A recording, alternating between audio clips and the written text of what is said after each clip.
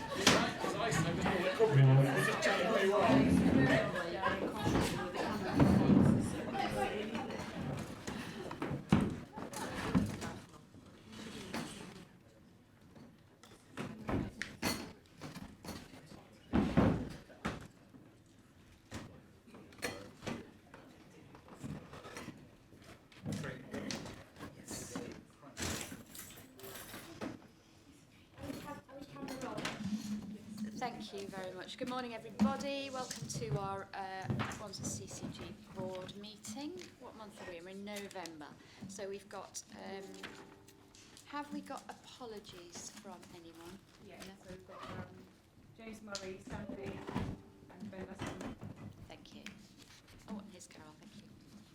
Declarations of interest from anybody, anything other than what is on the register or anything in particular to flag? No, thank you. And we are for it. So we've got the minutes of the 4th of September. Anything on accuracy, first of all?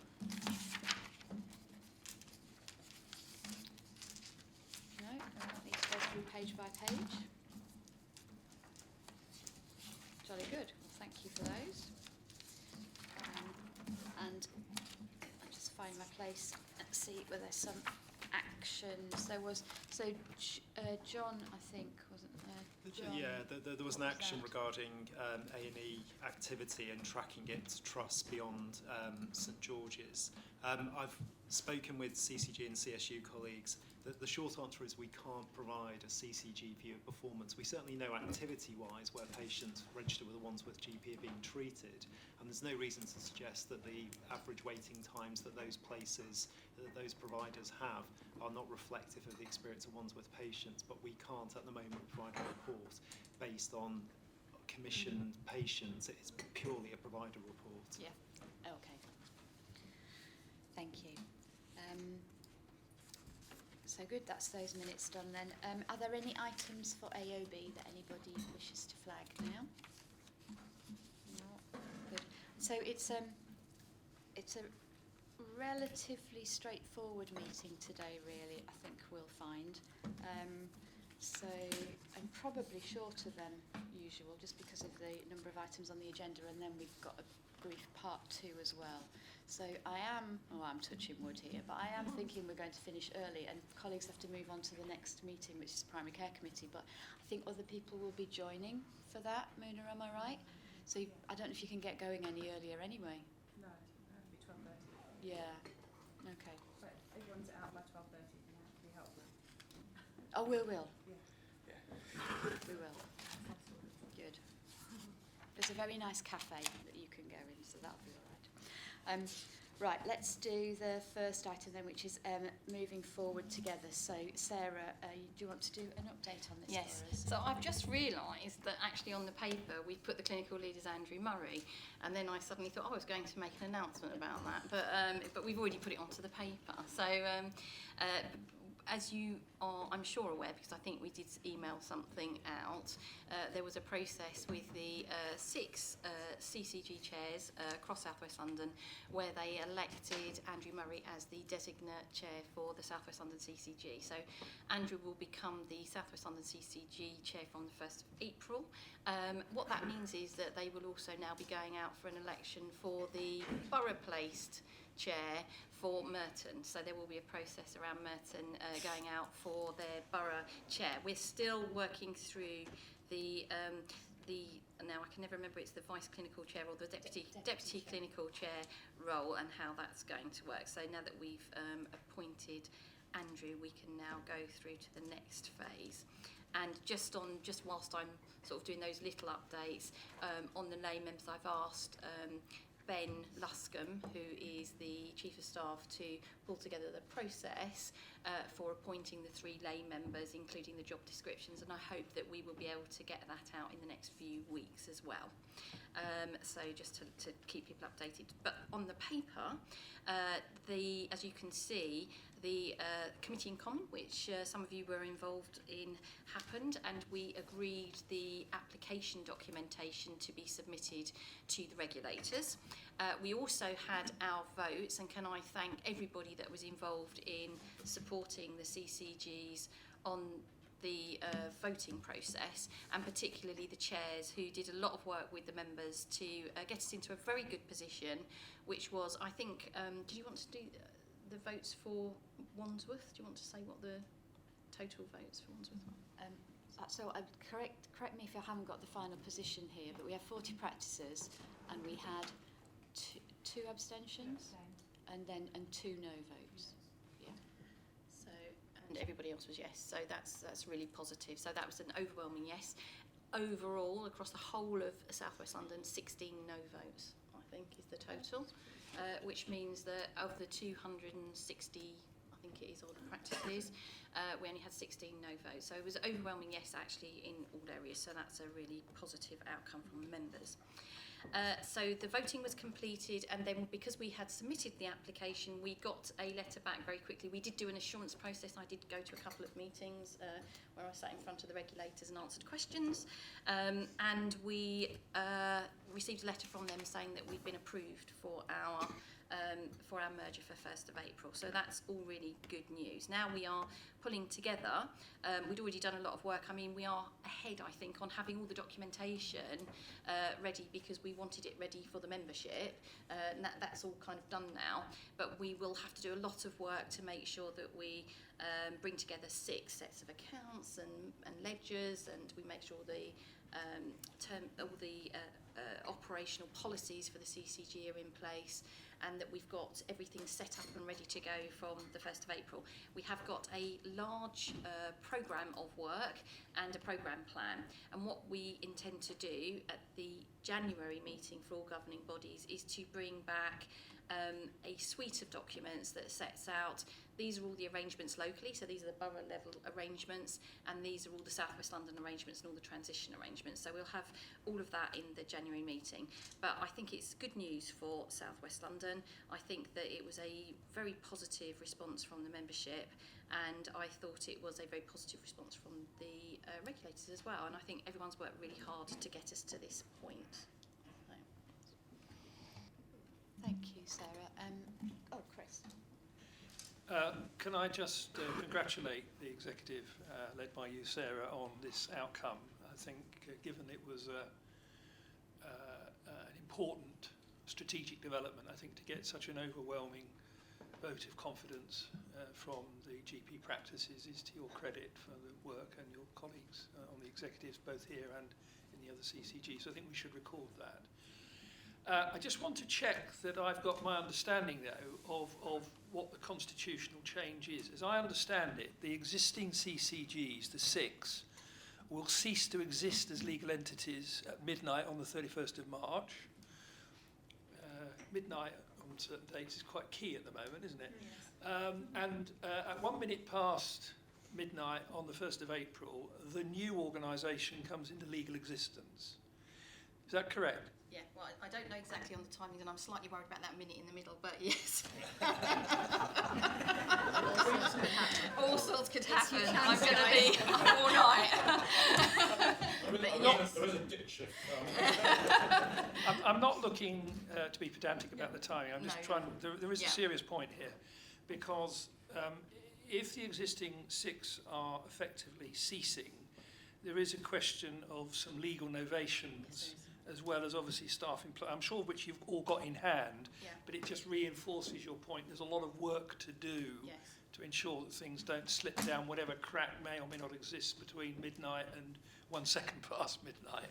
Yeah, so you're absolutely right, and there's all sorts of things. I mean, we're working with HMRC around the VAT, there is the actual ledgers and bringing those all into one and all of those things. So you're absolutely right. That's why it's important, I think, we bring back to the governing body the update on the programme. I think everyone is aware of the work that needs to be done, and there are programme work streams, so we will be able to oversee that. And also, one of the things that I would like to do is to continue with the governance oversight group, which is where we've brought a lay member from each of the CCGs together to look at the constitutional documents originally, but I'd like that to continue with having a bit of oversight of the process to make sure we are in the right place. So you're absolutely right, and we've got Capsticks working with us on legal advice, and I'm actually just getting them to check all of the documentation as well at the moment, just to make sure we're all in the right place. So don't want to underestimate that, and we have to obviously, as you know, go out to staff consultation as well within the next month or so to do the new structure as well. So there's still lots to do. And just to add to that, I suppose one of my huge concerns is the business as usual, just the function of commissioning that we do. So there's the kind of the legal transition, the HR transition and all of that. But what we really need to do is to make sure that the work continues. Yes. And so Sarah and I just had a conversation actually about how we utilise the board, with its kind of long-term understanding of what goes on and what needs to be done, to do a bit of a stock take or maybe some kind of a gap analysis or something in the kind of early spring. I'm not quite sure how that will work yet, and it might happen in various ways, but I think that would be an important thing to make sure that, is everything that needs to be done still being done, and where is it going to be done post-April? So we'll do that as well. Stephen? I'm conscious of the work streams, and the audit committee, the CIC audit committee, had some sight of that last week, and so on the one hand, it absolutely confirm, there is a massive amount of planning going on. Slightly scary at the same time. I'm just looking at it. I mean, there's a huge amount, quite a lot of it fairly back-end loaded, so some quite sort of big issues there. But as you say, that's fairly visible. I think there's less visibility. I wondered if you or James or somebody might want to add something about the planning at the borough level. Kind of what has to happen here at the borough level, and I wonder whether we need some. I'm all in favour of having a report in January, but January is quite late in the process.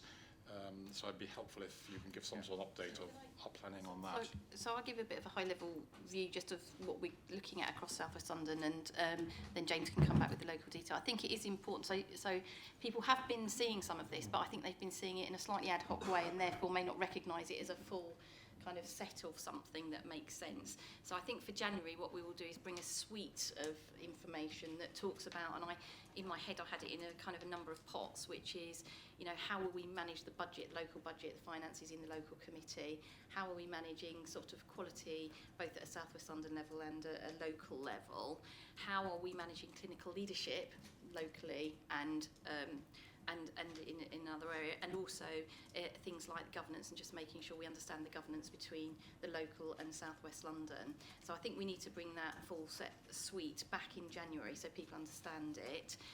I'll let James talk about the detail for Wandsworth. Yeah, so I think that's right, Sarah. I think we've brought various bits through, but it probably hasn't sort of come together at one point so far. So we've talked previously, I think in seminar, about the proposals for our local governance. So we will obviously have a Wandsworth Borough Committee that has a fully delegated budget. Our proposal is that basically it will discharge its functions two ways. One is that the Wandsworth Transformation Group that we've set up, I talk in the Managing Director's report about the fact that we are now strengthening the governance of that, so it can function as what we're calling our place-based committee in common, so we can effectively move to a more joined-up way of making our strategic and investment decisions. So we do that as a way of implementing the local health and care plan with our partner organisations. What we've also reflected on is that we have a lot of more routine business that needs to be done by the Borough Committee, and actually the strength that we have at the moment is the joint arrangement with Merton. So that's where we're also proposing to have a Merton and Wandsworth Borough Committees in common. So the two borough committees will sit together, and that will then allow them to do some of the sort of more detailed sort of transformation stroke commissioning work that sort of sits in the background really, and leave the place-based committee in common to do the sort of high-level strategy, because we wouldn't want to be doing too much fine detail around contracting, procurement, system management in a sort of fairly broad partnership meeting. We have got a terms of reference from the borough committee, and we've got a proposed membership, and the basis of the membership of each of the borough committees is that they should have a majority of local GPs from the borough. That will be the case with ours, and our proposal is that the chair, the deputy clinical chair and the locality leads will all be voting members of the borough committee, as will the locality director. So that will be the management, the voting management member of the borough committee, and then the other members of the senior borough team will be attendees at the borough committee as well. Merton have pretty much the parallel provisions within their borough committee terms of reference, and so effectively the meeting that will come together to do that sort of detailed work will look very similar to the executive management team at the moment. The one new provision that we've made is that we've put lay representatives for public and patient involvement onto both of those borough committees, so that there is a lay voice within our PPI structure, because I think from both boroughs we've reflected that that is one of the real strengths that we have of our current local arrangements, and we want to see that continue. So I think it's absolutely right that terms of reference has been through the membership as part of the pack that's being voted on, but absolutely right that we bring that back here as part of an overall pack describing the new arrangements in some detail, but probably just wanted to give the assurance that we've gone a very significant way to working through that detail, and that very much dovetails in with the draft proposals that we've developed in terms of the shape of the local team and the split of functions between the local and the South West London team in the new arrangements. Good, thank you very much. Anyone else have any comments? Chris? Sorry, just a very brief second point, if I may.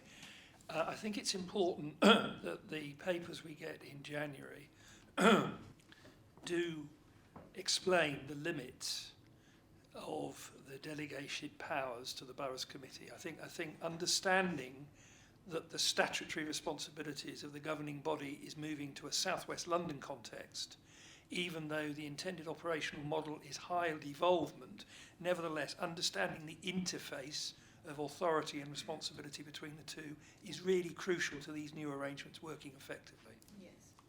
Absolutely, and I think it actually might be worth looking through the accountability agreement, which is the kind of link between the accountability that sits at South West London and the delivery which sits at a local level. So, and actually we have got a very, as you know, a very, very devolved approach, and even though South West London is accountable, I think the expectation is that they wouldn't sort of step into that accountability unless they absolutely had to, and that's the kind of position we're taking, and I think the accountability agreement kind of clearly sets that out. So I think it is worth doing that. I think also the bit that Nicola mentioned around trying to, I think governing bodies are in a really good place to understand what we might have missed, you know. So in the new world and the old world, is there anything that there's a gap that we need to think about filling that we haven't done so far? So good. Okay. Any more? Just one thought. It might be worth just sort of doing a bit of scenario planning. I'm thinking, I mean, these things always get tested when things go wrong. Yes. So I kind of, what happens if, for the sake of argument, one borough screws up either financially or in, or in quality or something? Sort of, can we just, do we have some understanding what sort of, what triggers would happen? And I don't know. I mean, I realise that any scenario planning is by definition going to be wrong and in some ways a bit theoretical, but I think it sort of just concentrates the mind to think through. It's when things go wrong that these problems arise. Yeah, so I think actually that we could do some of that as part of the gap analysis, maybe a couple of scenarios. I mean, I think using the accountability agreement as the kind of starting point, because it does set out this is what would happen if this happened, and actually say, does that work, and what does that look like? Because it talks about having a joint recovery plan, and what does that mean and how does that work? I think would be, as a practical kind of implementation, would be good. Yeah, and in fact, when we were putting together the documentation for membership, we actually selected some scenarios from a primary care point of view to say this is what would happen if, say, a practice was struggling or there was a list closure, or how would a dispersal work, because we all know how that works in the current environment, what might the change be in the new committees, etc. So that was quite helpful for us to think through that, and maybe we could do that in the primary care committee, because I think we probably have one more, won't we, before into the new arrangement, so that might be just worth going through. But to do it for other subject matter or So- lines of work would be good. So we have the opportunity, don't we? I think we have a seminar December and February. So, I mean, I think we could probably do something in December and then think about what else we might need to do going So forward. rather than pouring through documents, we're Rather actually than pouring thinking through about documents. I think in the formal public governing body in January, we will need to have all the formal documents. I think the seminar is an opportunity to maybe just think through some of that. It may be better in February, Yeah. just thinking about Yeah. the time. Yeah, good. Good. Okay. Anything else? No. Very good. Thank you. I would like to thank Sarah and James and their team, actually, particularly as Chris said, for just such a massive amount of work in recent weeks. It has been enormous, and to the support I've had from the locality clinical directors as well, who did a fantastic job in their individual locality meetings in a sustained way. You know, it wasn't just one meeting; it was repeatedly talking about the same subject matter, which isn't easy. And so, thanks everyone. You did a really great job.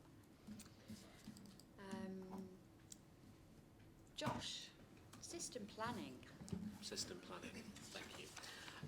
Okay, so as the board's aware, so Wandsworth CCG has, in line with the ambitions in the local health and care plan and the NHS long-term plan, committed to conducting planning rounds collaboratively between commissioners and providers and partners in Wandsworth.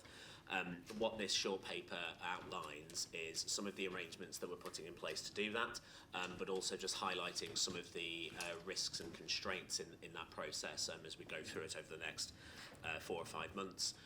I think the heavy context for this is obviously the governance changes significantly, as we've just discussed, from the 1st of April. We're in a period between now and then where we're going to have to manage a fair amount of complexity in order to get the job done to the standard that we're used to. So I just wanted to start by picking out some of the planning principles that the Wandsworth Transformation Group worked on a few months ago. Now, most of these principles are fairly self-evident and reflected in the way we've been working for a number of years, but I just wanted to pick out a few of them. So the second one around a partnership approach. So moving away from a more traditional bilateral relationship where we as the Commissioner hold a contract with a provider, and then we try and align and broker those contracts between each other to get some consistency. That's changing to us helping to orchestrate a more multilateral set of relationships with groups of providers and partners in the borough. The other one I'll pick out actually is number 4, so maintaining the idea that the focus should be on better value and quality, and that any financial impact is derived from that improvement in quality rather than anything else, but that as we make savings for the system, which we need to because we always have a financial gap against demand to the money we have available to us, that should be a genuine saving for the system. At the moment, the system works where you can inadvertently create a pressure in another partner by doing something elsewhere in the system. So, for example, avoiding an emergency admission is excellent for the individual involved, is definitely the right thing to do in terms of investing in the community, but if you don't do that at great enough scale, that can leave acute providers with a bit of a problem. So one of the things that we have to make sure is that we're impacting on enough people to make it really, really good for quality for the community, but then also much more constructive for our partners. So the third slide, I think it is, with a diagram, is an attempt to sort of describe how we think this will work. So on the top line is essentially all of the bits of work we're involved in to develop our plans. So there's the Wandsworth Transformation Group and the local health and care plan it oversees. There's our work around acute service redesign, so most notably in planned care and urgent care. And there's all of the work that we engage with on a South West London basis. All of that brought together is what has created the first draft of our response to the long-term plan, and following on from that, the first year of delivery of that long-term plan response is in essence what we would normally call commissioning intentions. Now, the thing that's going to be different in this round, which is going to be really positive, is our provider partners also have a planning round of their own. Now, much of that work is exactly the same, so the long-term plan response and the local health and care plans have been done in collaboration with all those providers, but there's also other work that providers do on an ongoing basis to improve quality and efficiency. And what we're proposing is to bring those plans, often called cost improvement plans, but to be honest, are just as transformational often as the things that we're trying to do, through some joint processes to gain our assurance together. So, for example, we're going to be looking to do equality and quality impact assessments together, partly because it's the right thing to do, but also because the aim of this is for all of these plans to then appear in each organisation's operating plan at the end of the day, and benefits realisation refers to making sure that we're all assured that if you do this change over here, this impact follows over there, and there's a way of tracking it and quantifying it. Following that, that should mean we have an aligned operating plan submission, or a single operating plan submission, and a single savings plan. Because the governance is still as it is, that then needs to be approved by individual governing bodies and boards, but the idea is it's a single plan that we're all signed up to at the beginning. That then needs to go into provider contract as per normal, and then we have to deliver it, and that delivery is then monitored by the bodies at the top line, Wandsworth Transformation Group, the Urgent Emergency Care Delivery Board, and so on and so forth. So that's it in theory. In terms of the risks, though, I think it is worth flagging to the board there are a number of risks in working in this way. So the first thing, which has been acknowledged a number of times, is that working in this way in the NHS is a significant cultural shift. So we've had structurally baked in a commissioner-provider a division. Now, Wandsworth's always worked really, really hard to try and soften that as possible, as much as possible, in order to deliver a really high quality work, but it would be wrong to pretend it doesn't exist. There's the commissioner-provider relationship. There's also the encouragement of providers to work together proactively. Again, some really good strides on that in Wandsworth, particularly around community health services, but there's more to do. And shift from commissioning purely to jointly transforming the system is a slightly different way of focusing on it. However, we've got a number of partnership forums, which I outlined before, which is, I think, largely about generating and building trust between partners. We're also looking at a lot of joint working at team level. So, for example, we have a planned care operations group that Nikki sits on, for example, where we bring together people from George's, people from the CCG to work together on the planned care schemes. That is it's been a work in progress, but I feel that is developing a much more sort of coherent and collaborative sense than it has done in the past. And the moving forward together work that we've discussed in the past recognises there needs to be OD work to support that new way of working, which is positive. The second risk to flag is what I said right at the beginning, which is obviously from April there's a new set of governance around single CCG for South West London and local place-based governance to complement that. Between now and then there will therefore be an attempt to work in the way we want to work going forward, but using the governance that we've got. However, I'm confident that because we've aligned most of our strategic planning and we have the right touch points in place, we should be able to manage that through the next few months. And there's also a body people may have heard or not have heard of this. There's a South West London contracts delivery group which oversees the development of those plans throughout the planning round across the patch. I've focused on the next one already, and I'll probably just say the other one is around significant organisational upheaval. So we know there's going to be some changes to structures. We know that can be a distraction at times. However, we have engaged the team significantly, and some of the changes are going to be quite limited. And then finally, we do this every year. Planning round goes throughout the winter. Winter's obviously a very busy time for the NHS. However, the joint governance that I've outlined before will be happening throughout the planning period, but also the main way to mitigate against winter in particular is to have a robust winter plan in place, which is being progressed quite well under the Urgent Emergency Care Delivery Board. So I brought this paper just to update the board, so to note, but also to invite any discussion and any questions based on what I've said today. Thank you. Very good, thank you, Josh. I love this diagram. It's really helpful. Really helpful. Thank you. Julie. I think just following on from the provider cost improvement plans, I really like this model where we do that within the CCG at benefits realisation. At the minute, we do have a variety of ways that we do that with different providers, and we're already looking across South West London at having a equality impact assessment and a quality impact assessment that's standard, because that is done differently as well at the moment. So the Quality Directorate is looking at standardising that, but this process itself will help, and probably help using wider going forward across the whole of South West London, because the arrangements that we have in each provider is very varied at the moment. So it's really positive. Thank you. Carol.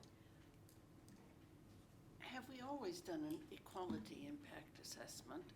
And what is it turning up in this round? So we have, yes. So the last 2.5 years I've been here, we've built in that into the business case development as and when it's come up. Because we haven't completed all of our plans yet, we haven't run that for this round. Last year it flagged a lot of positives up, where we'd invested in, for example, children and young people's mental health services, which address particular inequalities that had been flagged by the JSNA and engagement, things like that. In the process last year around planned care, there was some concerns around things like virtual clinics and are they going to be accessible to everybody, and that has led us to build into the protocols for some of those things safeguards again. So if you're doing telephone follow-ups, for example, and someone might be hard of hearing, for example, how are you going to be able to flag that, have a different plan? So Do you know it? of course, yeah. Well, and it starts with that. Do you know it? Exactly. Yeah. So that process has enabled us to refine the business cases as they've been developed. So that's what we're doing this year as well. Thank you. Good. Thank you. Chris? Thank you. You've quite rightly highlighted the processes that have been aligned thus far, and that I think is commendable, and I think will make the transition to this. I mean, we are talking about a staging post towards an integrated care model, which has been signposted for some time, so I think that's good.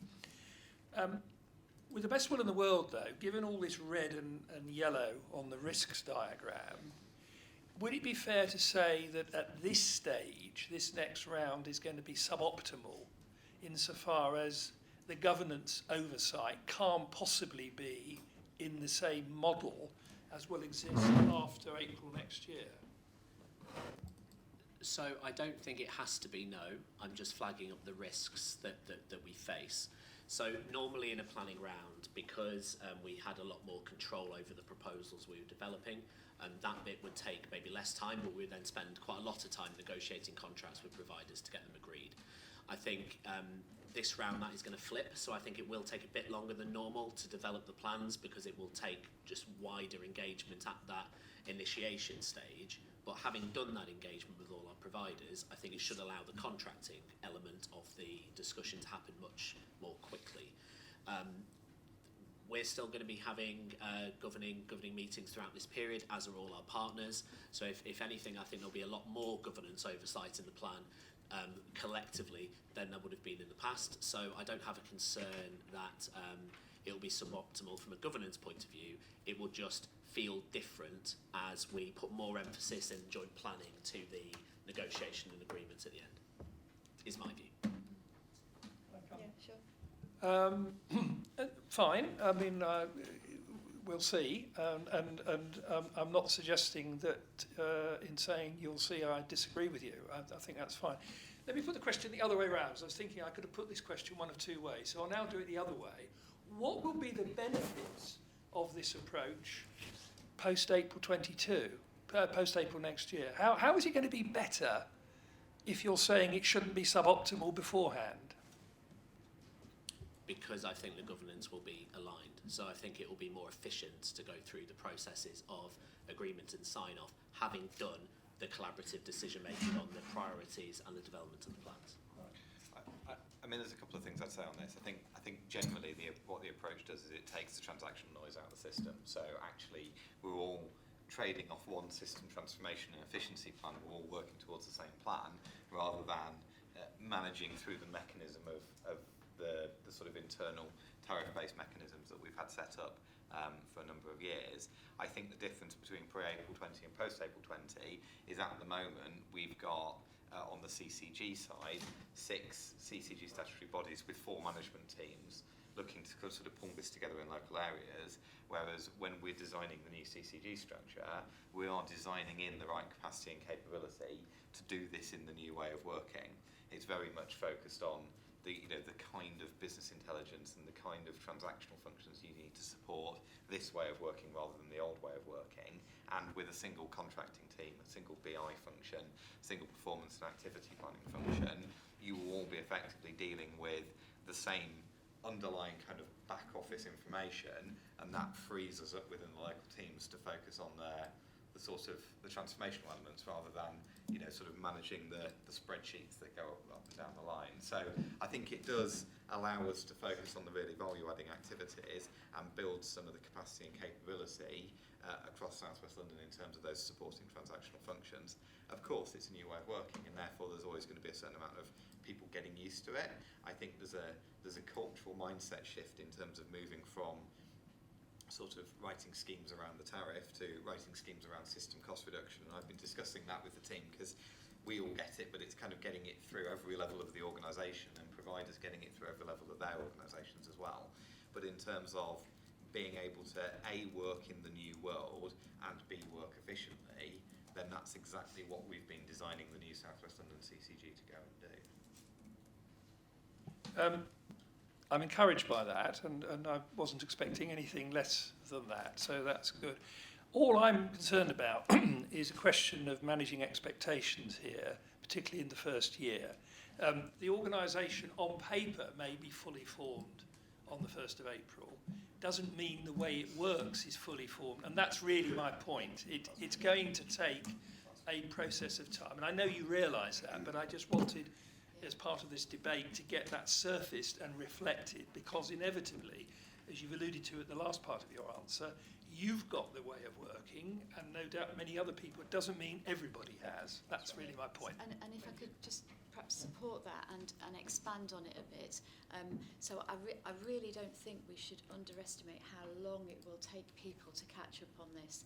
So I was sitting with a group of very experienced middle managers and clinicians from a trust which shall remain nameless, talking about something which I won't identify, otherwise you'll know exactly who all the people are. And we had a discussion about something that we could do differently, and one of them triumphantly said, yes, but I now know that we can't do it like that because I'm told we have to negotiate a new tariff and can't use PBR. And this is a person who I've been trying to explain this to for about 6 years. And they finally got it, and it's too late because now we've already moved on. And that will be replicated in many kind of meetings at a very operational level.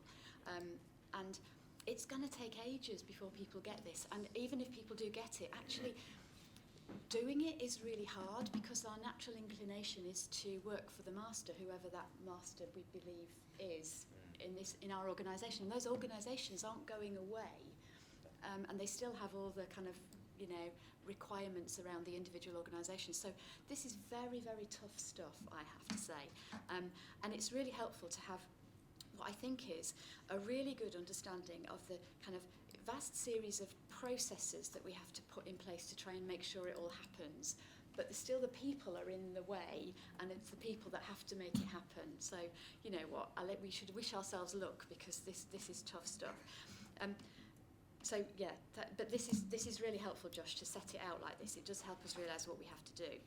But can I just, if I may go on to just something slightly different, is to try and expand on a bit of this. In terms of so you've got a quality impact assessment bang in the middle of that. In risks, it sort of says this, but not quite, and I think we should call it out more. It says we might focus on cost reduction a bit too much. Actually, at the expense of quality is what I say your risk is, really. Yeah. So, okay, the finances might go up the spout, but if the quality goes up the spout as well, then we're in a really bad place. So, if it could say somewhere in here, one of the risks of this is quality of care isn't as it should be, or isn't monitored properly, or we don't have a handle on it, and then understand what we have to do to mitigate against that. I would feel happier.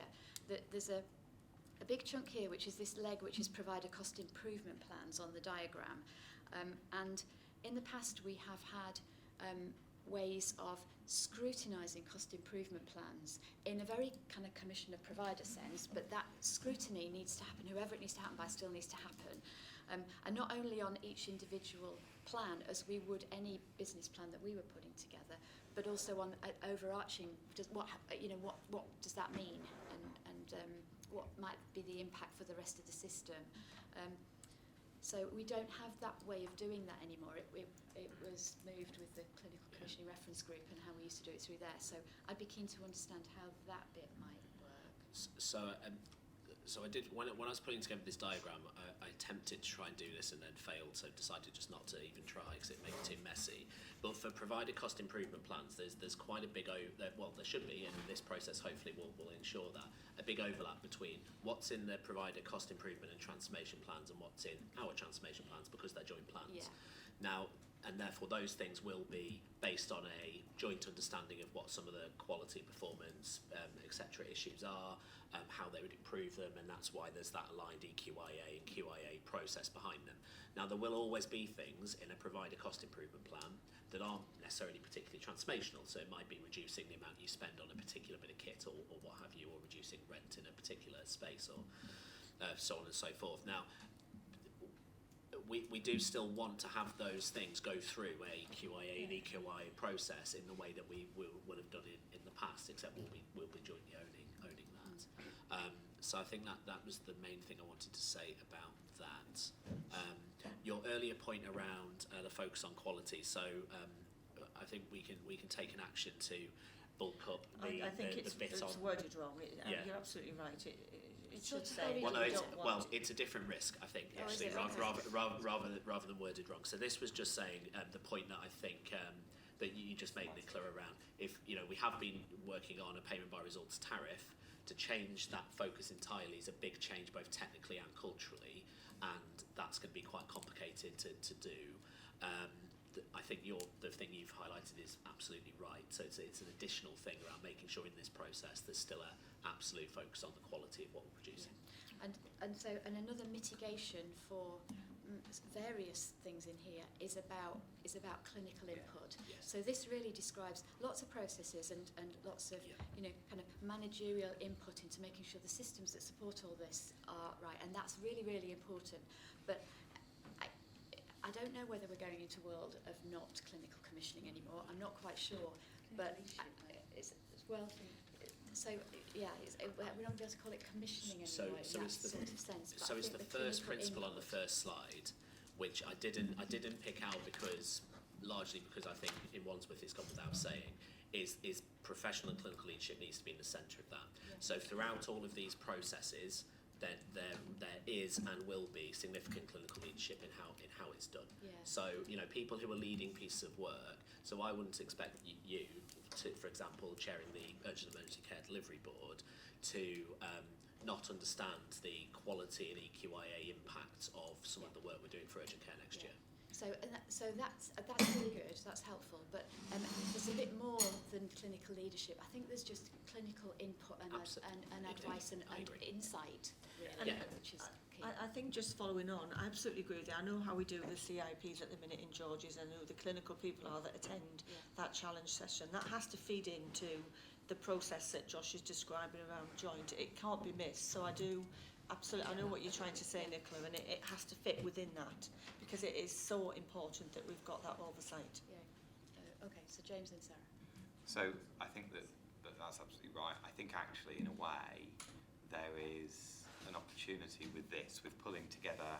So one of the bits of technical work we're doing underneath is looking at the aggregate impact of all the plans around acute pathways in, say, St George's on activity and related cost reduction impact flowing through the hospital. So it's not actually just our Merton and Wandsworth plans and St George's plans, it's also the plans of other borough subsystems where they impact on George's as well. So by pulling all that together, we're needing to pull all that together to understand what the cost reduction opportunity is, but also what might be the capacity and the quality impact.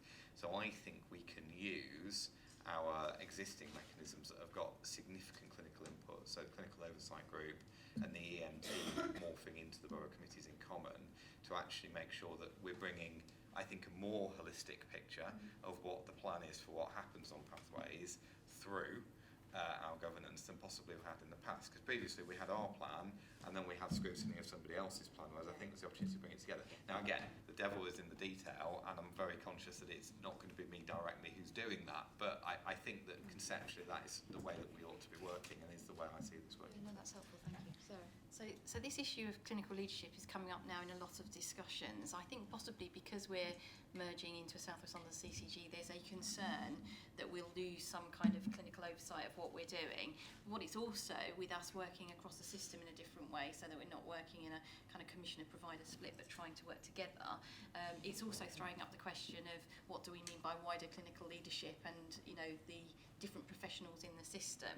I do wonder if we need to do some work to actually identify what we mean by some of this, because I had this discussion yesterday where we were talking clearly about GP leadership and particularly their formal role around a CCG, which will still exist, you know, in the new world.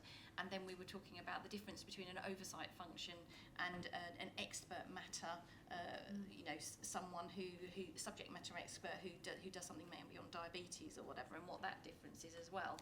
And I think it might be quite helpful for us as part of the work that we're doing on clinical leadership to actually specify what we mean by some of this, because we use this all-encompassing thing called clinical leadership, but we're not really clear what we mean by that in many different arenas, and actually it does mean very, very different things depending on what you're doing. So I think we ought to maybe have a bit of a think together about how do we describe that in a way that makes sense, and also, you know, coming back to the gap analysis, we don't lose any of the positive stuff that we've already had by being CCGs. That means that we have all that sort of buy-in from our local members and so on. Good. Any more? Jamie? Thanks.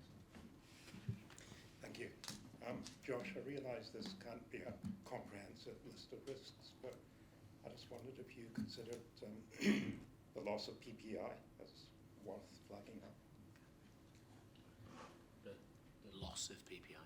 Yeah, or the So what this is assuming, and maybe I should have put it in a broader context at the beginning, is that the plans and the top line of the diagram have been the result of significant engagement. So the local transformation, local health and care plan has been through significant patient and partner engagement in its development, as has the work around acute service redesign, where we have service users in our work streams, and I know through the South West London piece of work. So no, it's a fair point, it's not represented in the slide, but this was building on previous briefings I brought to the governing body around how we've developed those plans in the first place. But I mean, just to come in on that, I think that, you know what, actually when you look at what we're doing around PPI in terms of we're retaining the local team, we're retaining the lay representation on the borough committee, we're retaining the we've got the representation at the Wandsworth Transformation Group as well. We've got quite, I think we're proposing to hold on really to the Wandsworth CCG structures in the new world. So I think that I would anticipate it will be a fairly level transfer of the PPI input into the new world. Again, in the exec report, I talk a little bit about the current NHS England assessment of where we are on that. So I don't think we should be complacent about it. I think it's one of those things that needs constant maintenance, and we always need to be working with teams to make sure that patient-public involvement and that wherever possible co-production is happening. But from where we are, I feel that we've put in place very similar arrangements to go forward to try and maintain that. Carol? I know this paper's about the planning process, but I wonder how we will measure performance in the new world. Carol, can I just park that a minute, because I thought you were kind of coming in on No, that. no. Can we just finish the previous? Yeah, so Jamie, do you want to more? Thanks for that, James. I'm really pleased about the mitigation that's happening, but I still think it's worth flagging up as a risk. You know, your efforts to mitigate the risk have been excellent, but why not just flag it up? I suppose I just disagree that it's a risk. So I would actually see it as an opportunity as well. So there's always a risk. There's always risk with any change that we might lose something. I think what we've said is that actually we've mitigated that risk almost completely because we are doing things in a very similar way. There's also an opportunity here because the way we are setting this up across South West London is we're putting the focus on borough level groups around engagement, which sometimes are in existence, but sometimes it's actually about bolstering those up and making them more comprehensive than they currently are. So we have an opportunity to make this even better than it is now, which I think actually is not a risk. Actually, that's a real opportunity for each of the boroughs to actually take that work forwards. I agree with James that it doesn't sit on the risk register, because we've mitigated the risk totally to some extent around saying we'll at least keep it the same. I suppose my response to that would be, how can we make it even better in this new world, and how do we build this into something that's going to be really, really positive for the future? On this point, I think there's also quite a body of opinion and pressure in both Wandsworth and Merton to continue what we have in the direction we have been, with lots of different levels and groups of integration and co-production and all sorts of things, and huge outrage and uproar if it were slowed down or stopped, which would affect the local committee, I think. Well, yeah, which is why we've taken the steps we've taken around the strategy. Yeah. I think just to connect, we review the terms of reference of some of those groups and we widen the membership. I think that would be the way to do it, because we're absolutely not removing any resource that we've currently got in PPI. So if I could, because we must make sure we kind of recognise the concern here. Yeah. So lots of different views about why we think we've mitigated a risk, but that also that this risk actually probably doesn't sit in here anyway, because the risk was pre-this. The risk was that we hadn't involved people in developing all of those plans which appear on the top line. So it's about where it sits. But the other thing is, Jamie, clearly you're coming from a kind of maybe personal health watch as well point of view. And is there anything we need to do to engage with Health Watch to help them understand where we are on this? Am I right? Was that something we need to do? I think there's quite a significant level of work going on how it should be in the future. Really my point was that we need to recognise that as a risk. Just to repeat, I think the efforts that you're making for mitigation are good, but there's no guarantee of work, so it is a slight risk. But I take the point that this is not the place where it should. Okay, so the next Health Watch exec meeting, can we kind of particularly? It was last night. Oh, Katie. and you did. Okay. Sorry, I'm waving frantically. Sorry. I joined Jamie last night at our Health Watch liaison meeting, and Health Watch have reviewed our governance proposals in quite a lot of detail and have come back with a number of questions that I think are relatively easy to answer, but there's also some of those scenario type questions that actually we do need to work through. And what we proposed at the end of that session is, because we didn't have time to go through all of those scenarios really in enough detail there and then, is that we probably need another one of those sessions, a task and finish style session, to work through that with Jamie and the team, just so that there's a wider understanding of what the proposals look like. So we absolutely need to recognise that any change is difficult, and people want assurances that we're going to do the right thing in the future, and I think that's really important.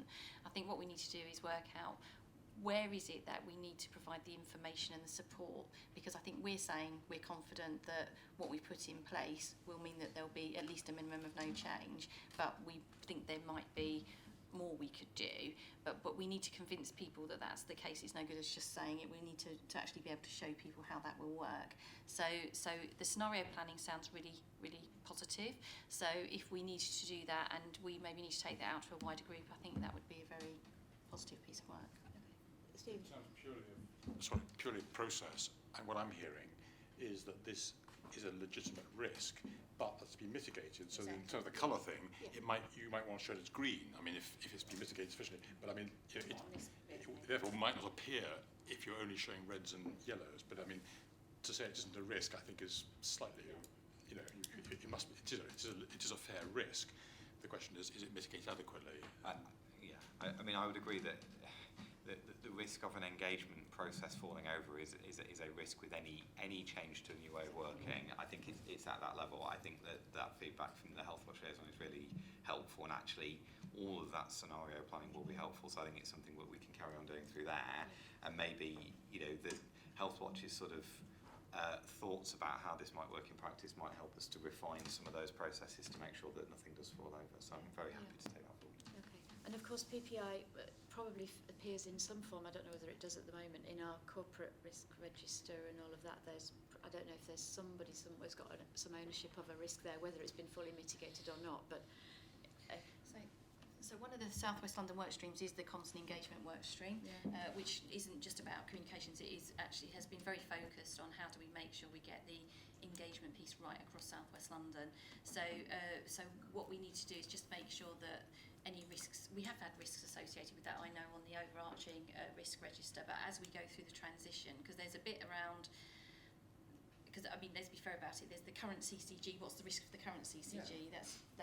It's not probably going to be on there, but what we might need to look at is what's the transitional arrangements, and then how do we check when we're in the new sort of flying formation that actually that risk has been mitigated, and have we made sure that that's delivered? I think that's probably the way to do it. Okay, Chris, is that on this? Yes, because you've just raised another interesting point. Obviously, the new organisation will inherit, in inverted commas, 6 risk registers. Now, I've no idea what the others say, the extent to which they have common points. One would hope that they would have a high level of commonality with the ones that we've been familiar with, but they may well have differences. So no doubt the new governing body will have to have an early consideration of what its, I use this term, inherited risk register, for want of a better term. So I think there's a significant amount of alignment actually, because some of the top financial risks and A&E and all those things, they are similar across the whole of South West London. We have a lot of similarity. There will be differences. There will be a process where we will align everything and ensure that we do that. I would say that we will do that at governing body level, but I'm assuming that we will do that at some of the committees of the CCG as well. So they know there'll be an audit and finance committee oversight, I'm sure, of some of that. So we will look at how we do that. I'm pretty sure that we can align it in a way that makes sense, because actually, you would be surprised how much similarities there are between CCGs, and when you go to lots of them, the discussions are the same when we go through these things. So I'm sure we'll be able to align them in a way that makes sense. Good. Okay. Thank you. So Carol, on to your other question. Well, my other question was, while this is on planning, I started thinking about how do we report on performance under this new system, because the sort of performance reports we get at the moment are on the confrontational side. We're looking at, targets and all this sort of thing, but only on the acute trusts. And the reporting on this, how will change, and I think we also need to think about reporting on primary care, which we don't really do much of. So I can start with maybe the reporting on the programmes, and then maybe ask John to look down the performance report itself. So within the Wandsworth Transformation Group and the other partnership boards, we have programme reports showing the progress of the project and the impact they're making. And so, for example, for the Plan Care Delivery Board, that is co-written by the lead in George's and the lead in my team. So we already have some of those arrangements together. So that report's on a project level. Some of those things then contribute to some of the statutory functional type targets that we have. So Plan Care Transformation should, if it works in the right way and it's managed in the right way, have an impact on waiting list management and things like that, for example. So I think before I hand over to John, I think I'd say our current reports aren't necessarily confrontational. They're just reporting the standards as they're delivered, and just highlight the work that we're doing to try and bring them together. But I don't know if John's got an additional view as the incoming director of commissioning as well. I think building on that, I think I'm very hopeful as we move to the single South West London CCG model that performance reporting reduces huge amounts of duplication. I think all those constitutional standards, many of which are waiting time standards, will still be reported at provider level, because to make change it is individual providers, but we will see far more than we have ever before the common themes and the common issues, and with a single performance team working across all of South West London, we're able to address some of those underlying demand and capacity imbalances, the structural issues that cause some of those waiting times not to be addressed. Predominantly at a South West London level, wherever we can do that, and then only at individual provider level where there's various idiosyncrasies which mean we can't operate at South West London level. So I think most of those standards will continue to be monitored and reported as they have done so far, but with the benefit of a single team. So I think there's two things, isn't there? One is the constitutional standards and all of that reporting, which will have to go on at South West London level, and hopefully that will help us. I think there will be something about what is the reporting that the Borough Committee will want to see, but I don't think that will be what we're looking at now. I think that will be on our programmes, it's about delivery. On the programmes that we have, are the outcomes that we were looking for, are they being delivered? And we'll have to develop that, I think, over time. Some of them will be sort of, because borough committees will be about delivery of the local plans, won't they? And they will be saying, okay, this is what we want to deliver this year. Have we delivered that? Has it achieved for the system the level of, financial or quality improvement or whatever it is that we're doing through those pieces of work that we are doing together? And I think that's where the focus will be. Some of that will be actually the right things to measure. There'll be new things maybe than we have measured before, and they'll probably have more useful information in them than kind of knowing that where we are in a 95% target, which is important. We know that's important to the public and we need to still measure that, but actually a lot more useful around how do we deliver more improved services for more efficiently and those kind of areas.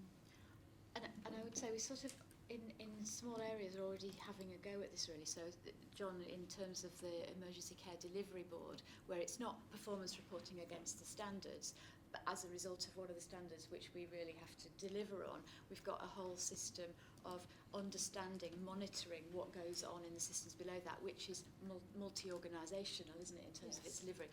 We've been working on this for ages. It's really difficult to pull all this stuff together. It's a massive amount of work to do it, but you have to do it to understand, what the impact is of the things you're doing on various staff, work streams, activity, organisations. And I think we'll have to, that is going to be work in progress forever really, isn't it?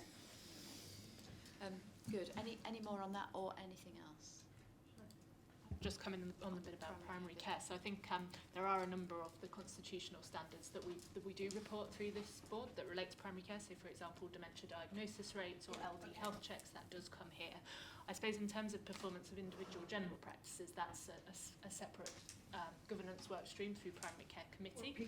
And so that would also go through primary care committee. But in the new world, there will be a South West London primary care committee operating in the same way that our local one currently does. But at local level, we will have primary care management groups that we anticipate will be able to do a lot of that day-to-day business as our primary care ops groups currently do. So it's really about getting the balance right of what now goes through those meetings that previously would have gone to a primary care committee.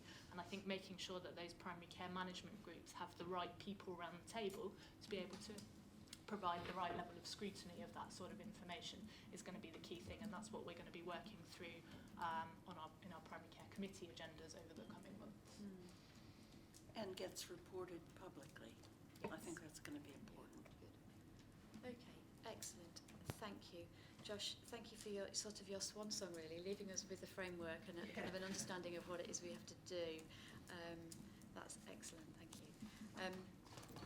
Good, let's move on now to executive report, James. Yeah, so segueing neatly on, I think the first thing I'd just like to note from the report is that this is Josh's last meeting with us. So Josh will be moving to the Croydon Health Systems Director of Strategy and Transformation. Obviously, I think the thanks of I'm sure I say it for the whole board, to Josh really, and mine personally as well.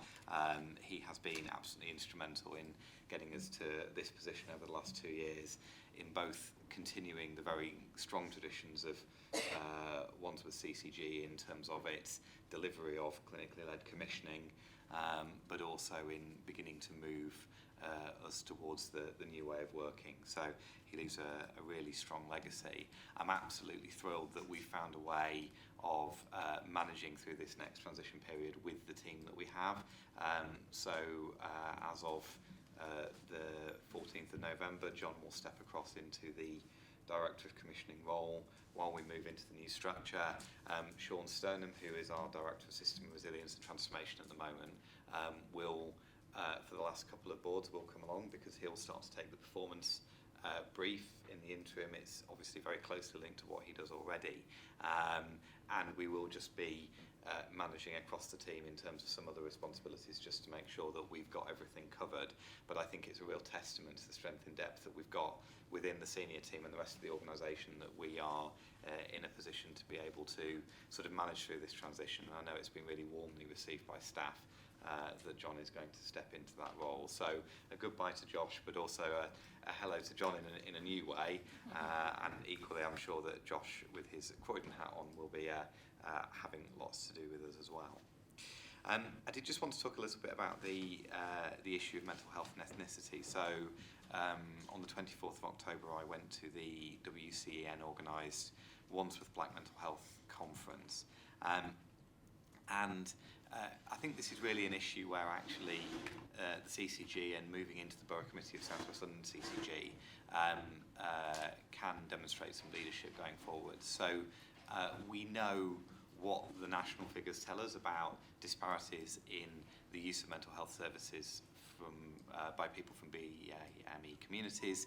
We know that generally on a national level people access preventative and primary services less, and they are diagnosed and treated and sometimes detained in secondary and forensic services more. We have been working on this in Wandsworth already, so we have some specific initiatives that support people from those communities. We also have improved access rates, for example, to our IAP services from BAME communities, so that the people going into those services are more representative of the community as a whole. But I think with the concentration of mental health services we have in this borough and the diversity of the community that we serve, there is an opportunity, particularly with the work that WCEN and South West London St George's have organised, to take a more robust approach to saying where are those disparities occurring, because this is not a question of conscious bias. This is everyone in the system trying to do the right thing but the outcome's not being right. So where are those disparities occurring, and what are the evidence-based interventions that we can make? So that's something that I've indicated to the team that we'll make a real focus of our mental health investment standard and of our work on borough level mental health services as we move forwards, and that's something that I think will be a real focus as we move into the borough committee. Probably just wanted to note as well the NHS England assurance on PPI, which has come back as good overall, with a green score with some areas of outstanding practice. So I think just building on our previous discussion, that gives us some assurance that we are in a strong position, and actually that is now a position that's consistent across Merton and Wandsworth. And then just finally, building on the previous discussion, we are continuing to evolve Wandsworth Transformation Group. One of the discussions that we're having in the November meeting is what we call it, because we've decided that Wandsworth Transformation Group is probably not quite catchy enough.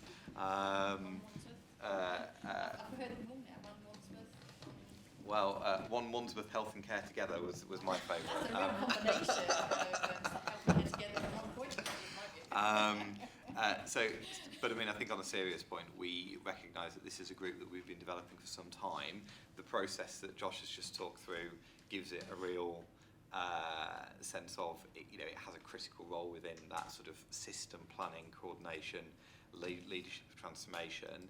And so therefore there's some very practical things that we're working through in November around strengthening its governance, making sure that it's on a really sound footing, and really inviting other organisations within the partnership to use it in the very significant way that we're planning to, and really bringing as much of that planning and transformation process together. So I'll take the rest of the report as read. I'm happy to take any questions. Good, thank you.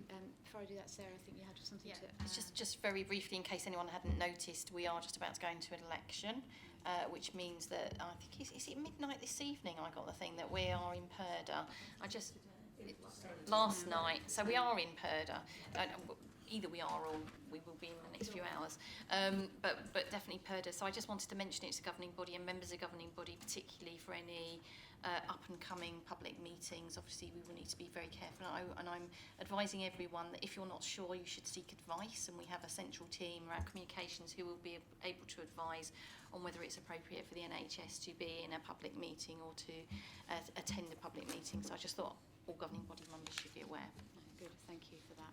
Any questions on Chris? And then Stephen? Just on the point about mental health, not particularly on the important point about ethnicity and access, but there was a lot of coverage on the Today programme this morning as I was driving up, juxtaposing between all the election reporting and this item, which was the Royal College of Psychiatrists have just published a report about the significant numbers of people who are having to be transferred, in some cases as much as 300 miles, to find provision. Now, I don't want a long debate about it, particularly I know we've got other things to do, but I think there is clearly, perhaps heightened by the time with the election, so on and so forth, there is a lot of anxiety around at the moment about aspects of the healthcare system, particularly where people are having to travel large distances to get the appropriate care that they need, and therefore it's just an awareness of that. I don't offhand know the detail of it in Wandsworth, and it may be something James can comment on, but just to alert colleagues to the fact that it got a lot of coverage this morning compared with competing demands of the election. I mean, I think just firstly, building on Sarah's point, we are very aware of the political sensitivities around this period and working in the NHS. I think what it is absolutely safe to say, because it is absolutely factual and already known, is that we have always been aware of the patient experience and also the wider system impacts of out-of-area placements, and that is why we're working with the collaboration of the three mental health trusts across South London, so South London, St George's, South London and Maudsley and Oxley's, to take a much more joined-up approach to complex placements.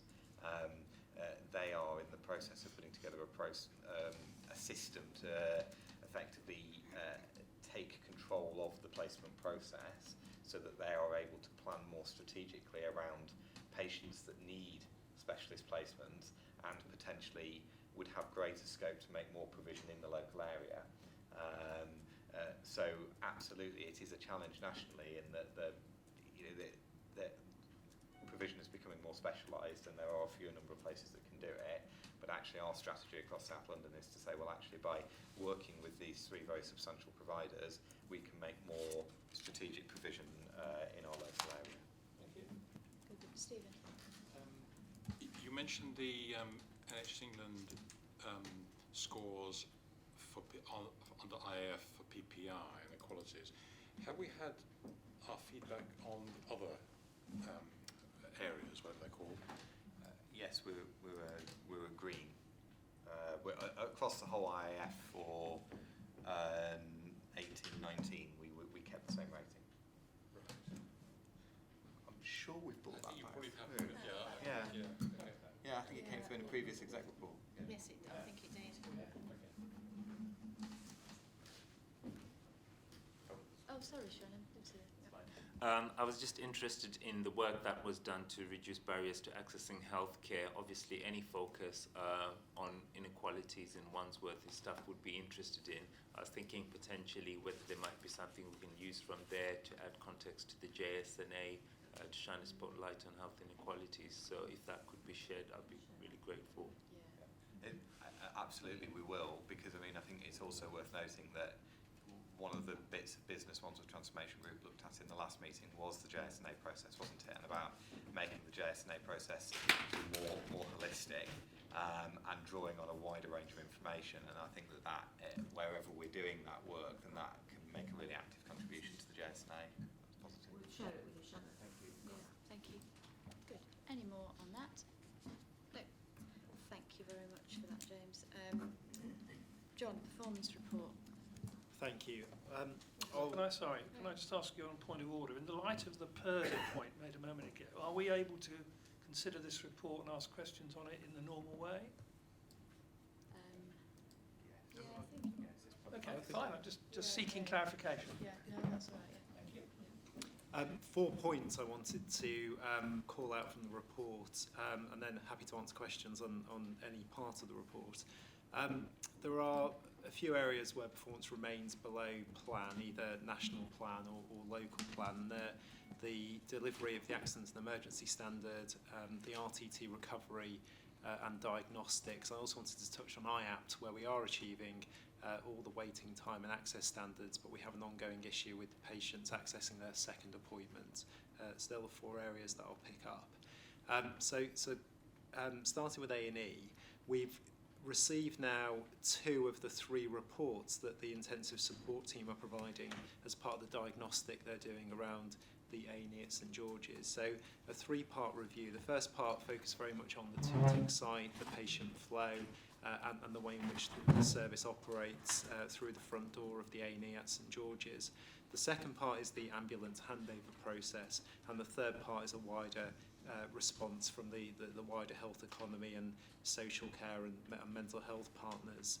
So the first 2 parts have now been received at the end of October, and St George's and the CCG are reviewing those reports for accuracy and factual accuracy, and also putting together an immediate response, particularly in terms of the highest priority recommendations, which the report very helpfully ranks the urgency of the recommendations, the importance of the recommendations. So that is ongoing, and the final part of the report we will receive a review, the review report within the next couple of weeks, and again we'll respond likewise. So I think a very helpful piece of work in terms of calling out the key issues that need to be responded to. I appreciate that these sorts of reports have happened periodically over previous years, but I think it was very timely that this piece of work has been done. I think everyone involved recognises the quality of the work and the reflections that have come out of that.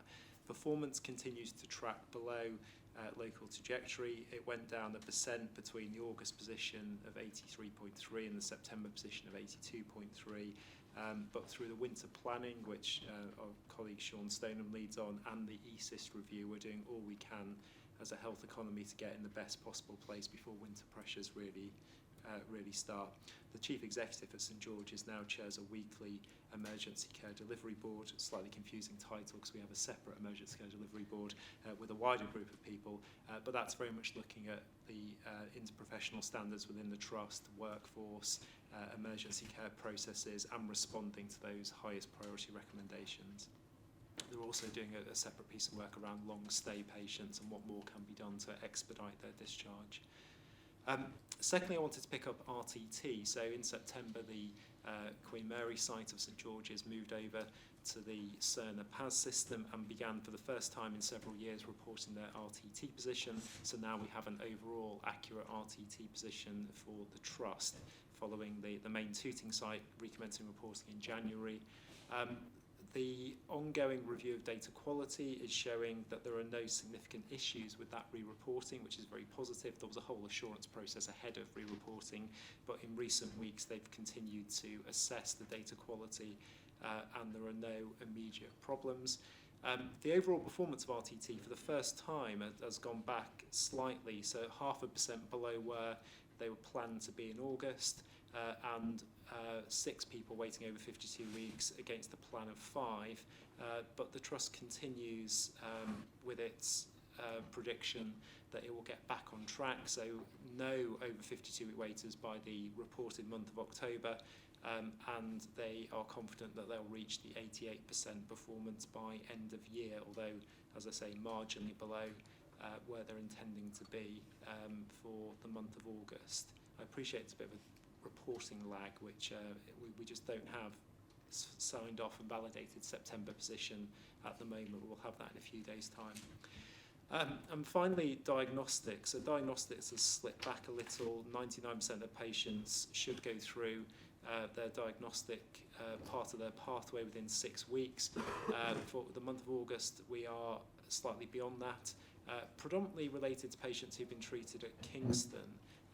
Most of those who needed echo or CT Kingston are well aware of this issue. Colleagues in Richmond and Kingston LDU are working with the Trust to understand the recovery process. We understand that some priority for cancer patients has caused some routine tests to be delayed. We don't fully understand all the detail behind that, but colleagues are addressing that, and we are assured that will be back on track for the month of September reporting. And last thing to call out, the IAP service for Wandsworth, same provider in Merton and Sutton, is doing very well for Wandsworth residents in terms of timely access to their first appointment. Recovery rates are very good and all the mandated waiting times are met, but we are aware that the people are waiting longer than we would like for second and subsequent treatments. So we have now received a action plan which sets out some options of reducing that wait. Tom Coffey is working very closely with me in our review of that. Predominantly it's a change in skill mix, a richening of the skill mix for that service, while keeping about the same amount of staff in post, and better and more expansive use of digital treatments.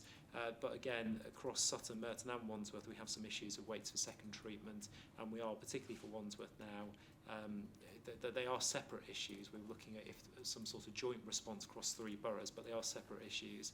We are now on the cusp of agreeing a plan that will allow us to start making bigger reductions in that waiting list and also average waiting times for second and subsequent treatments. I'll pause there, happy to take questions. Thank you very much, John.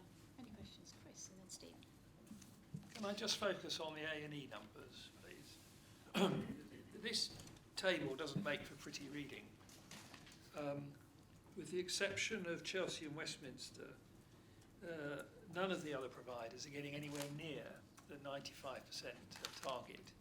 And not just in the last month, depending on how you read these numbers, they're either flatlining or indeed potentially getting worse. And we're not yet in the winter. So I take your point that management action is trying to avert these numbers deteriorating.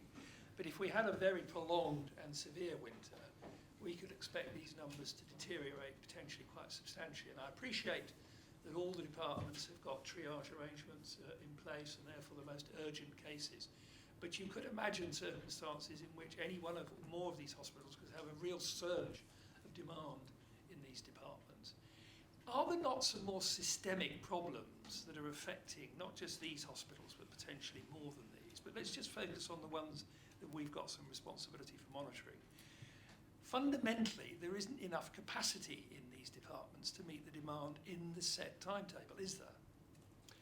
So I think it's a mix of things. I think there are, at various points in the day, there can be surges in activity which then outstrips capacity at that time of the day. I think it's very timely and very helpful. We do have these reports now from the Emergency Care Intensive Support Team which set out some issues around capacity, but a whole plethora of other issues that need to be addressed. Through the winter planning, we have, I know we say this quite often, that we always do more winter planning every year, but I genuinely think that is the case. And I think this year there's been a great deal of focus on what we call the OPEL escalation, but effectively how does each part of the system respond when pressure reaches a certain level, and what can be done to try and take some of the pressure out of the acute trusts, to divert patients or to stop that rising tide. So I think as much as we possibly can do. I think the issues are different in each area. I mean, there are some common themes around adequate workforce, around specialty responses for those patients that require onward referral. But I think for the George's system specifically, I think we are in a strong place in the sense of winter planning coupled with this very, very recent and very comprehensive review of what is driving performance there. Is there something about the arrangements at Chelsea and Westminster that differentiates itself from the others?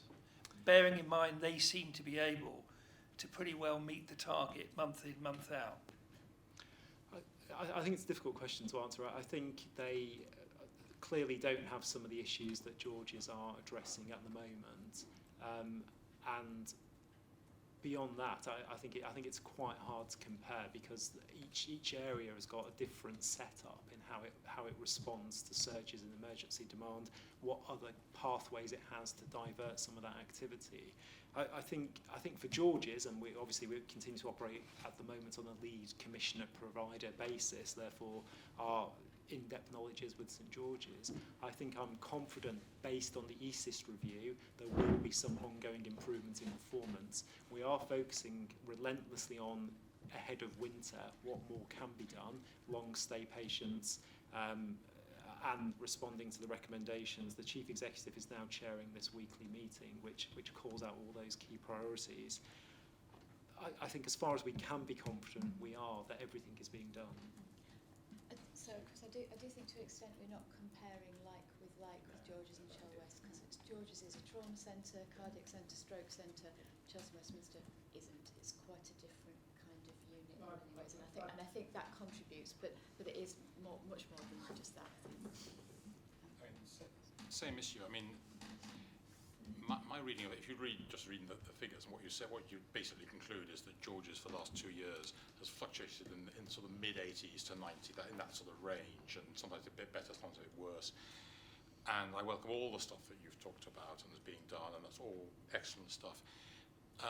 But I don't deep down believe, I mean, this is a sort of, that actually working harder and cleverer at all the things we've done is necessarily going to make a 10% difference. In other words, from the mid-80s, give or take, to the mid-90s, give or take. That seems a step change. And I suppose what my question is the work currently going on simply focused on, I would say simply, focused just on doing the best we possibly can in the current environment and with the current resources, whether that's physical plant, people, money, all the rest of it? Is it also looking at asking the question, what is it that would need to be done of a genuinely transformational nature that may be impossible at the moment, and maybe, and it's not going to happen certainly next winter, next year or so, or even 2 years perhaps, or 3 years.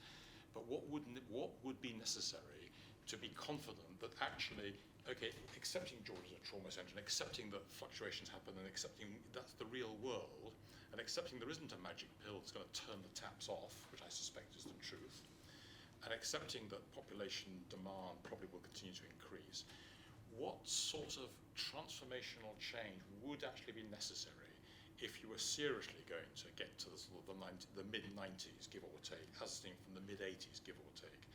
And that's the question I never kind of quite got my head around, and because unless we understand what would we really need to do to be confident, and is that manifestly never ever going to happen, or is it on a wish list that we could at least put into the planning system for the future? I kind of feel we're just going to thrash around, as we have done for years now, at this sort of level. Yeah, I mean, it's a good point. I think that there's probably two things for me there. I think the first thing is that the NHS has been exploring for some time whether it is measuring exactly the right thing around this pathway. This is a standard that's been around for some time. It measures one thing, which is people getting either discharged or admitted within 4 hours, and it is very sensitive to the different configurations of A&E departments. So if you have a much greater percentage of minors walk-in patients, they will typically, performance on minors pretty much everywhere is over 90%. In most trusts it's over 95 or over 98%. So actually the sensitivity of that ratio of those patients to your admitted, medically unwell, complex patients or flows like your trauma patients is significant. So I think it's reasonably well publicised, isn't it, Sarah, that for some time the NHS has been looking at what it should measure. So I think that, but that's nothing, that there is within those patients who are waiting more than 4 hours for something to happen to them, potentially a poor patient experience, but there are, I think, ways being explored of assessing that more accurately. I think the second thing is that we know that we will always need to look at whether we have the right configuration of services and estate on our major acute hospital sites, and we have processes at borough and at South West London level to say what are some of the strategic capital developments that we might need to undertake in the future, and one of the areas that we're exploring for Wandsworth and Merton with St George's, and it is only something that we're exploring at the moment, is what might we need to do in terms of the medium to long-term future around the acute floor in the front door of A&E, but it is something that we're just exploring at the moment. I think that nothing of that type, nothing very structural, strategic, is going to necessarily happen all that quickly. I think that we might, who knows, we might see some movement in terms of how we report on A&E performance and quality and patient experience, but we don't know. So those things need to continue, but they are on a much longer track, and everything we've outlined in the meantime needs to happen, because actually, you know, those may well be the things that need to happen just to keep us where we are, actually, which is that although there is a challenge in terms of patient experience and quality from time to time, which is manifested in the numbers, we equally know that we don't have significant numbers of patients bedding down in A&E overnight. We don't have significant numbers of 12-hour waits after patients have had a decision to admit. So there is a further set of metrics about challenges in A&E that we're not really getting into with St George's at the moment. So I think that also for an ED of its type, it needs to be seen in that context. Yes, I sort of agree violently with everything that's being said and done, so I don't want to take this as a criticism at all.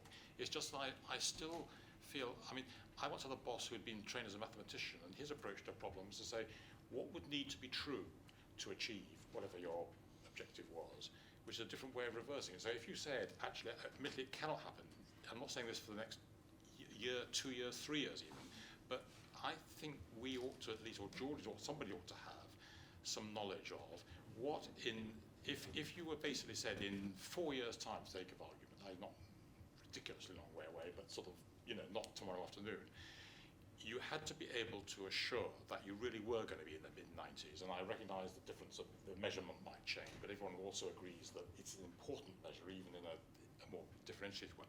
If you're going to get to that sort of level, give or take, what sort of things would you need to have in place that we currently don't have in place? And we might not be able to ever deliver that, but I don't quite know what it is that we don't have. So I think I'm going to just leave that question hanging. Actually, I think that probably is the best way to address that, because I don't think there's much more we can do in this discussion here.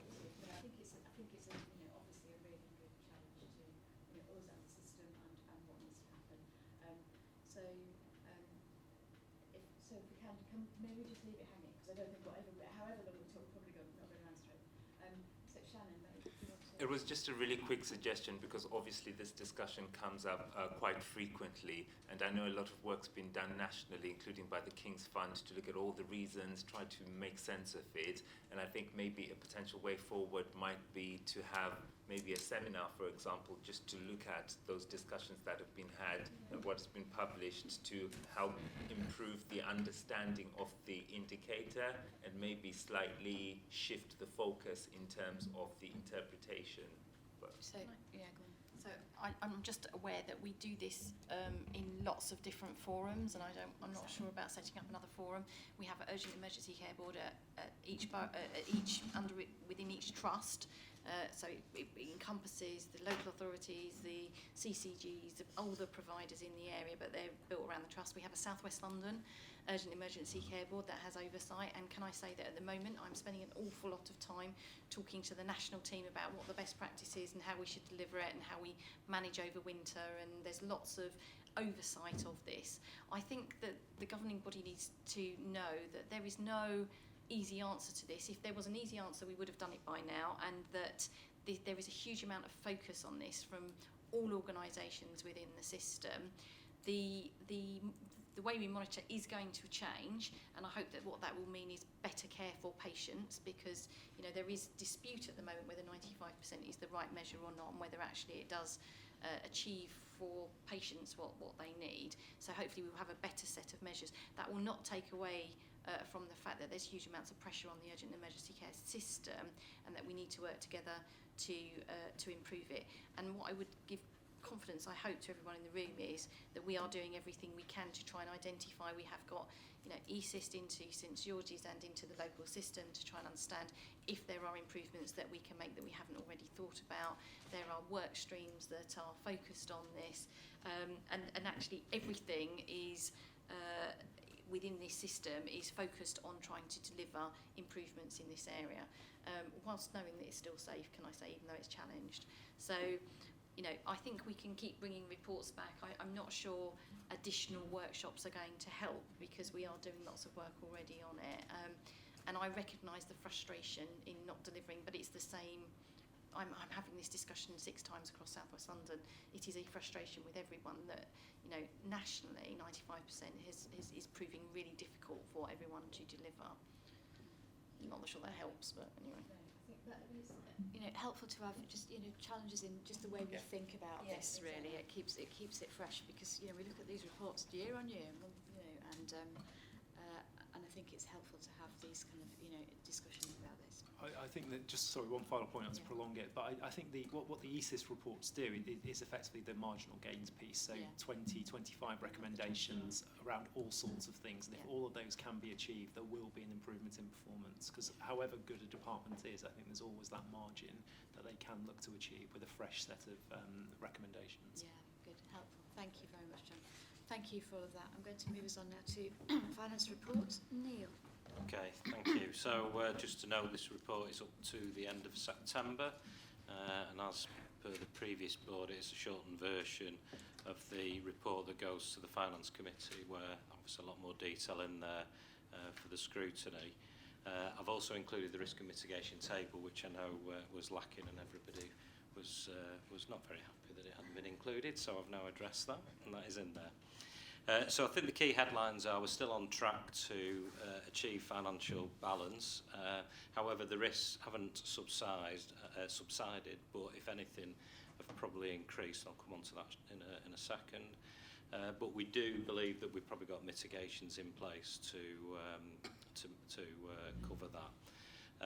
In terms of acute, it continues to operate above the run rate, and this is predominantly around elective care at St George's, but also some unplanned care around King's and Imperial.